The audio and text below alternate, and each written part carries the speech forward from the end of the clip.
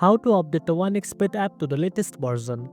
First of all, open the app and see if you are prompted with any update notifications as soon as it launches. If yes, simply tap on it and follow the on-screen instructions to complete the update. If you don't see any notification, the next step is to visit the official OneXpert website using your mobile browser. Once you are on the home page, scroll down until you find the mobile application section.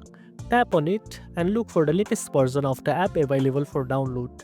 Now, before installing the new version, go to your phone's setting, open the app list and uninstall the existing version of the OneXpert app.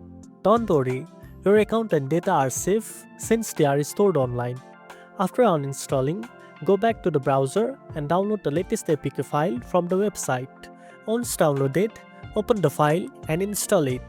If your phone asks for permission to install from unknown sources, enable it just for its installation, then turn it off afterward for security. Finally, once the installation is complete, launch the app and log into your account. You should now be using the latest version with all the new features and bug fixes. You can also check your updated app version under the settings section by scrolling to the bottom and looking at the app version. And that's it.